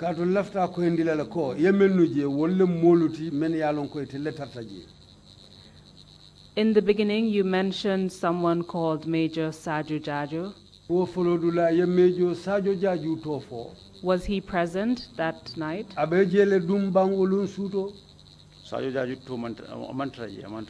Sajo Jaju was not there. What about Kausu Kamara? Kausu Kamara dung. Kausu Kamara mantraji. Kausu Kamara was not there. What about Omar Jallo? Omar Jallo dung. Omar Jallo, I nickname soto leba. Omar Jallo, does he have a nickname? He's also known as Oya. Oya. Amantraji. He was not there. Was there any individual apart from the ones you've named who were present? Fo ite menu fo wulukola fo modo fo nan tarta jele bang ibije tu mome. Momantraje nga mol mi latale mollo mi alon ko ngelonne. There was nobody. These individuals, I believe, these are people that I knew. Ngelonne kendeke ni I knew them well. Batina no hakilo ye ma. That was why my mind could recall them. I just want to make sure that you've named all the individuals and you're not leaving anyone out. Yeah. Lafta Sanneh ndilala ko foye ibele tofo menu bije satara mamotu koma. The Commission has received testimony about these incidents. Katu komisongo ye kibaro sotole nyinkoto ebe memfokande. So the questions are to make sure that there's enough information for us to assess what you're telling us. Wala mnyini nkaro mnyini ka yirika fo ebe memfokanye fo atelemba ateo kukilunga ateo mokilunga. You told us that the shooting went on for a while. Yanyi mfoko bundiro ketale hanfo wati. For about 45 minutes. Mentatan for minute tanna nini lulu. However, in total, you were at that location for over an hour and a half. Andung ale wato men kije atatale hanfo montoro wati kilinin to wala men sisiawut. What happened after the shootings? Birim fairo luketa bundiro luketa munena atake okola. Tumbul Tamba natanang. Tumbul Tamba returned. Natanang ay ntol drefol be lorinda manin tol. He came back to where the drivers and the rest of us were standing. Ako ni momo e femfo. He said that if anybody were to say anything, you would follow these individuals. And so we also kept quiet like that. What did he mean by you would follow the individuals? Or did you understand? Yemune fahamu tumbul tambala okumoto ko albebula la nyimol normally. I mean fahamu lang katuni kido kumata moje. What I understand is that because when there is gunshot and you do not see anyone, and then he comes and tells you that you would follow these individuals, and a gun, we all know what it is when it sounds. So what I had in my mind was killing. Did you see any of the 8 individuals whose hands and feet were tied? Did you see them again after the shooting? For omo sayolu yemen ani yemenu bulolu city. For inata omo sayolu kilinje kono le bankote ke wala bejele fo moje kono.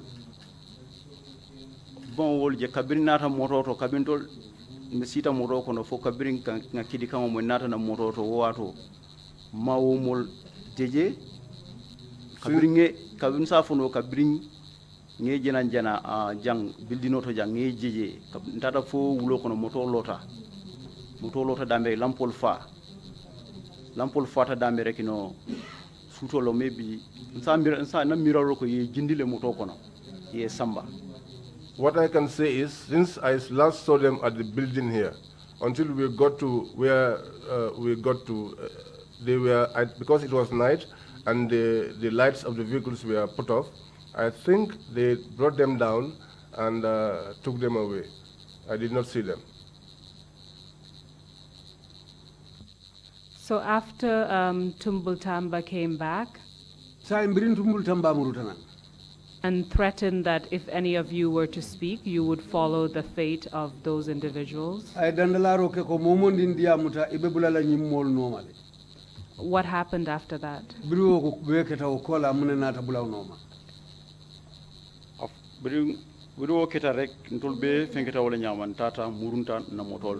After that, we all got onto our vehicles. You know, our vehicle was the one behind. So we got inside there, and not long after, Solo came. The driver made a U-turn because the road was a little bit tight. He was there, he made a U-turn, he made several attempts until he turned. Then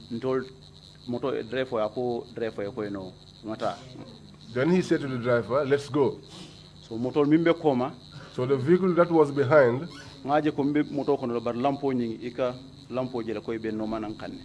but I was in front, but I could see the light, and it's like they were following us.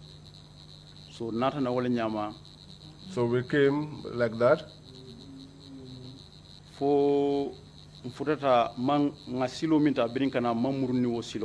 In fact, the route that we took on our way going, we did not use the same route on our way back.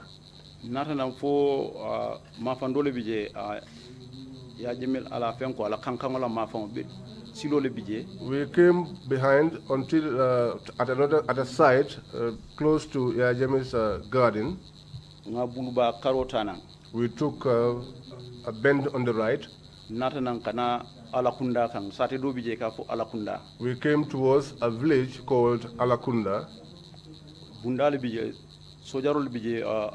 Every time security. There was a military post there, and every time there were soldiers there manning that post. Physical guard. These were the physical guards. So all those came and opened the gate. And then we drove back home. So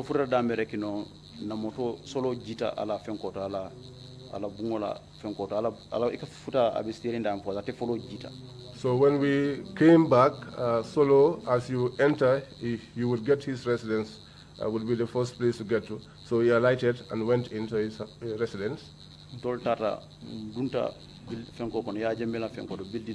So we proceeded and went inside Yajame's building. Then we returned and went into our room and sat down. Kabiri woket ante fongo kabiri mbota nanje manna nkijo nata fara nkijo nata fara. After that time, after we returned, I got so terrified. Nsita kamira nkafu malong. I sat down, plundering. I was asking myself, I was asking myself what kind of evil actually got into us that until these individuals were able to take us on this operation. I said to myself that I was going to be very careful this time around. Even if someone were to tell me you were going for an escort or something else,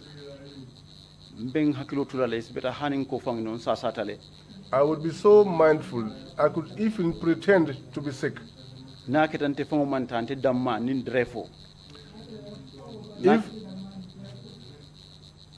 Except that it was me alone and the driver,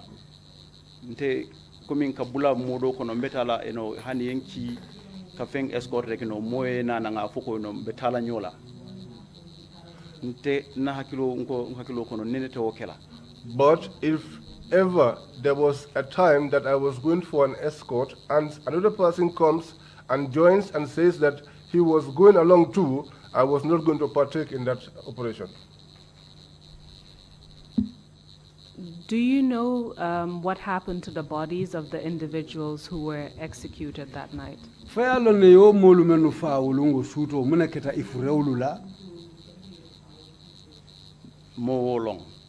don't know that. Because I know that the vehicles, when we returned, mang any sign because I did not see any sign because when we returned, the time when Solo was alighting from the vehicle, Tumbul's vehicle passed. Bailo also passed.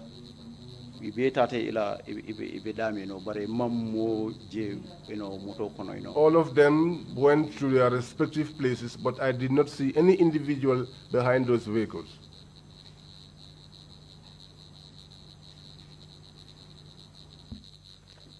From where you were, you would see individuals if they were sitting behind the vehicle. Is that correct? Yeah.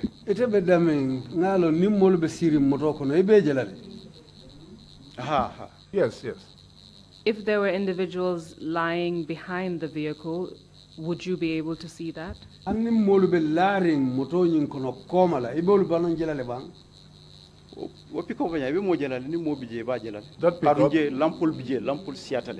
That pickup, if people were there, you would see, because there were lamps inside. So from what you observed, there was no one behind the vehicles?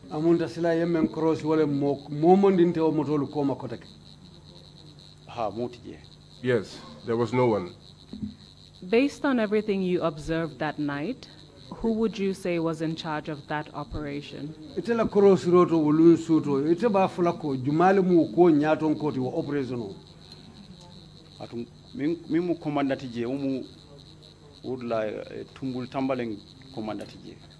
Tumbul Tamba was the commander at that juncture. Why do you say that? Atele me senior man otije andu ngatele fanan nata nga kontole ko ni momo diam tarek ibenyu mol diam ibenyu mol normalan. Because he was the senior officer at the time, and he was also the one who came and said to us that if we were to speak, we would join those individuals. So after you returned back to the residence at Kanilai,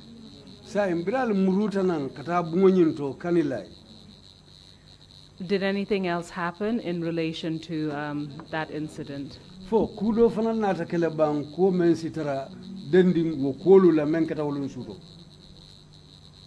Ani kumanken tolkan tatale duntan na bungol to tira solo fon man after man hani femfo amman femfo nye amman diam be deri wala nyama fana be deri wala nyama No. For bring a statement or the ngani kuofo. No, nothing happened. We went back to our room and we sat there. Solo never said anything to us. He kept quiet just like that. And we too kept quiet just like that. Until when I gave my statement, and today that I am testifying, I have never disclosed this information to anyone. Did you subsequently find out who those individuals who were executed, who they were? Fo ko nyimbe tambiringu kola fo inata sobile wala yalong yo molu menu fawonya jumanyol lem Anyata ko explain no birimbe takang birim bota building to be takan solo diamta ako nimol mu machinery le ako adiamta fang drefole sa ako mbitang ako nyimu machinery le te nyulna ka jan kamol Gambia like attack. I forgot to explain that when I was giving my narration. When we left the house, Tumbul had said to Solo had said to the driver, my in-law, these are mercenaries. They have come here to attack the Gambia.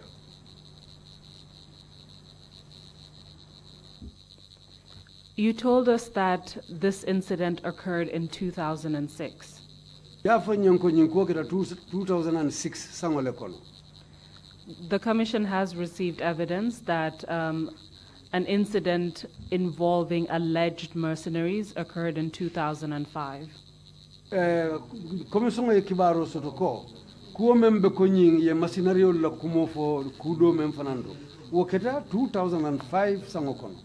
I just want to make sure, are you certain about the fact that this incident occurred in 2006, or could it have occurred in 2005? Ako alafta nyine sene yandila fo nyinkuo ila mira roto faketa 2006 leban faketa 2005. Se keno 2000 and ntenga min kalamta maybe 2006 but se keno fana yani watu metale.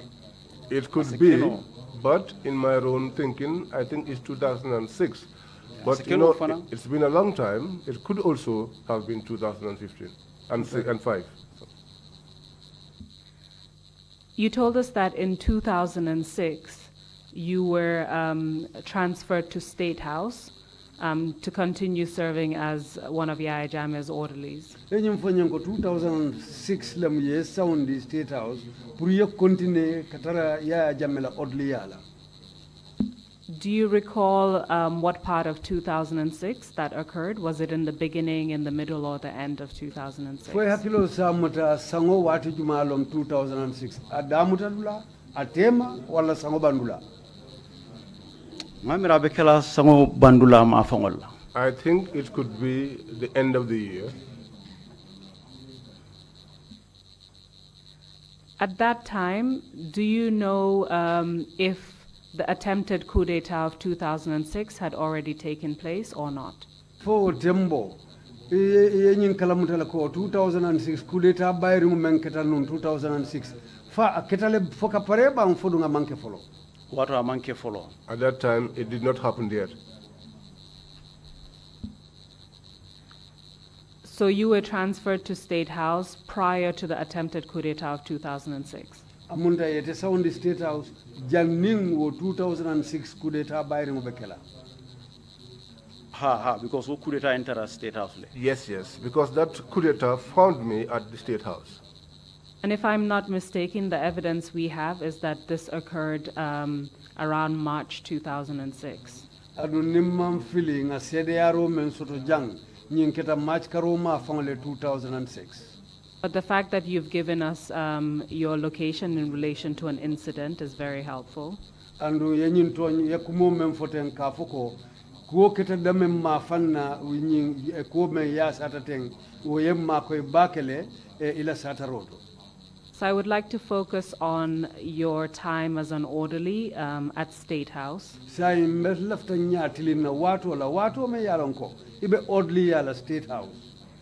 During that time, what were you doing specifically in relation to Yaya Jammeh?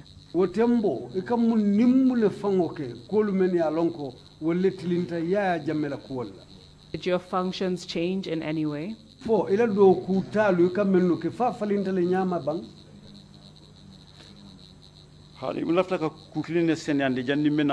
no, but I want to clarify one issue before coming to that. Malik Jatala testimony. That is in regards to Malik Jeng's testimony. Malik Jata's testimony. In fact, that's something I would have come to later, but we can address it once and for all.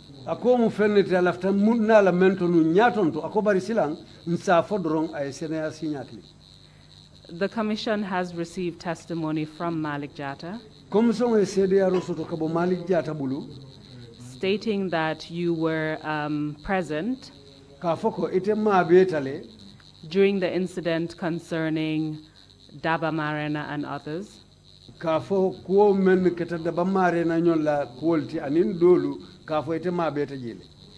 that group was executed,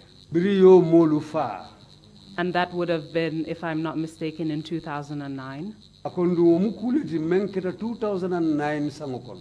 So Malik Jata mentioned you adversely as one of the individuals who was present during that incident. Malik Jata la kumo kono aye talk yaje ko imu moleti memma beta okoto.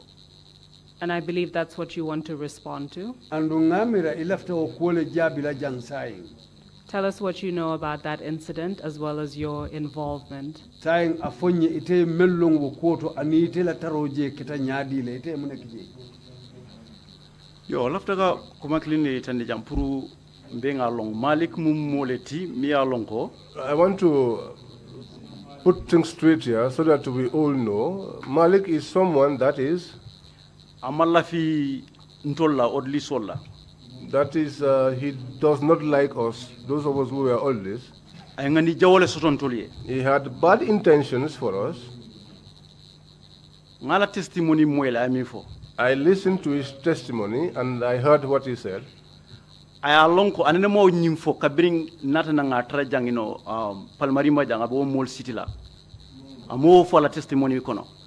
He did not narrate what he did in Palmarima, the time that he was tying these people up. And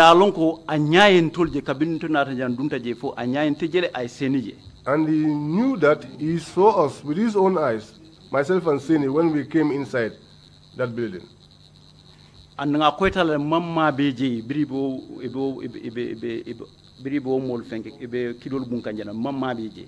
it is clear to him that I was not present when these individuals were being shot.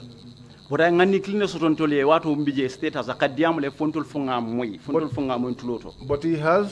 had one intention against us at the time. He used to speak up to our hearing. Mr. Sanneh, perhaps I should clarify something. Mr. Sanneh, because I want to make sure that you're responding to the right allegation. When it concerns your name being adversely mentioned, it was in relation to one specific incident. And that is the incident concerning Daba Marina and others. As far as I'm aware, you were not mentioned in relation to the other incidents. So I want to make sure that when you're responding to the correct allegation.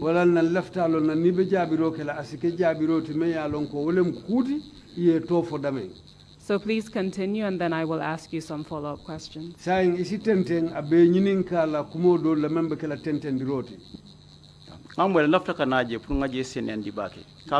know, I want to come to that to make it clear, because it is clear to Malik that we were never present in that place. I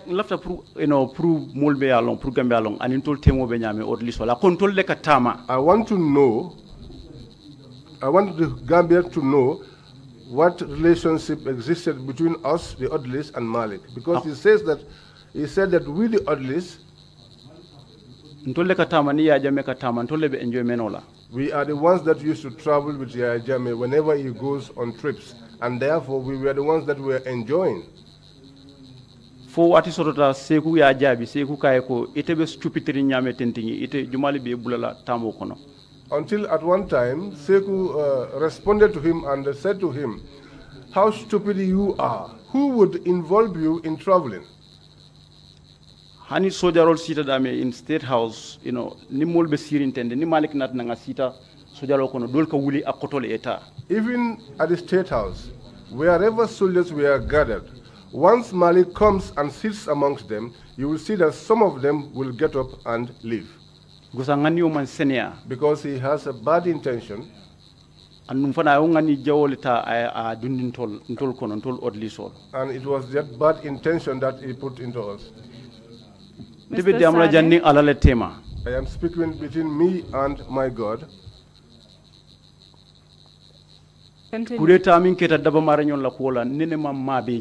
The coup d'etat that happened regarding Daba Marina and others, I was never present there. Went to the State House. That found me at the State House. I was upstairs. I was there with Bajere. Ani Modu Saje Kafai Kabex. And Modu Sajo, they call him Kabex. Wilson said, "I know the combijele lumina kudeta keta watu be kudeta la watu be a interjele in the State House." These individuals can bear me witness that when the coup d'etat was happening, I was at the State House. Me oddly yalaje. I was an orderly. Manji bring o kudeta lungo fangonom hanika ji duma kata banta ino step out of manji me building ole santo. Since that the day of that coup d'etat, even to come down the stairs, I did not, and go outside, I did not do. So I want to make it clear that that is not the truth. He has only bad intentions against me. Because this TRRC, the manner in which it is proceeding, it is good. Because bi modo wenal nangay kuma fa modo to fuje ay mo nondi. Because yesterday somebody came and mentioned someone and solid that individual's name. But the more things are proceeding, you too will begin to access more information, and this will help you to ascertain what the truth is. So, Mr. Sanneh, thank you for that clarification. Mr. Sanneh, yo dinkira men seneyandi. That this incident occurred in 2006. 2006 le. And your explanation is that the reason why Malik Jatta would implicate you and another orderly, Sekou Jammeh, dalilo me yakini Malik Jatta batelu nondila iteni orderly do kafame Sekou Jammeh. In that incident is because you believe he had bad intentions for you.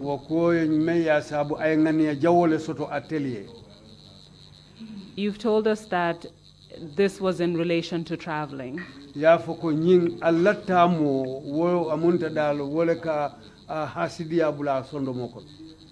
Can you explain to us what you mean by that? Why would Malik Jatta have a bad intention for you and the other orderly? Lafta yo to dinkira seneyandi munana Malik bengani ya jawo sotonna eteye aning orderly dolu. Aya funtele fang adiam tentele jaharan Malik fang. He spoke to me, Malik himself. He said to me, "You are the ones that are enjoying. You are the ones that always travel." I asked him, "What is your problem?"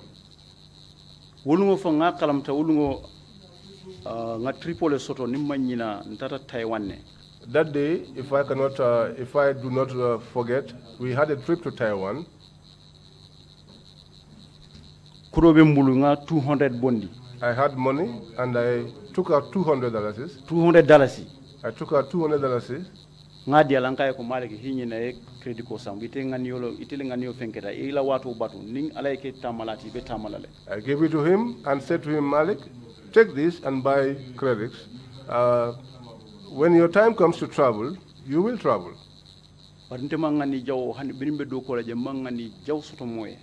But for my entire time there working, I never had any bad intentions against anybody. He did that to Seku and also Sini and other others to whom he used to talk to.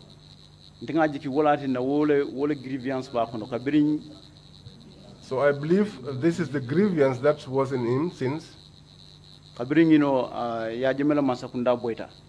after the fall of the Jame regime. Ala first interview rek astata rek adiamta rek akumasta rek I told to nondi woleto. During the course of his first interview, as he started speaking, that was when he implicated all of us. That is what I observed. Well, you have told us that from your evidence that you were not present.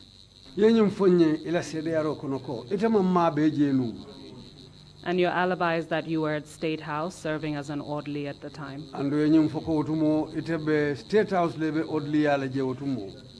As you know, the Commission's investigations are ongoing.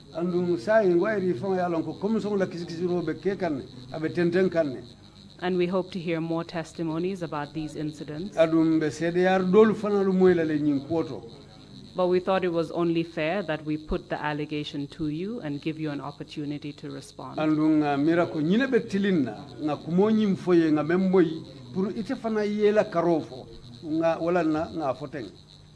And that was the one incident where you were adversely mentioned. However, before we proceed on more information about the 2006 attempted coup d'etat,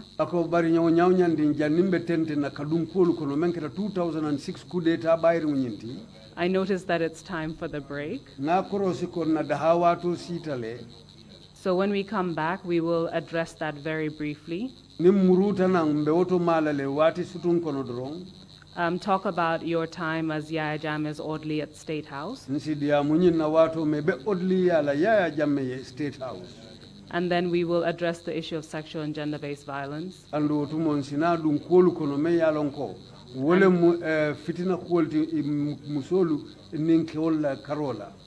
then conclude with your arrest and detention.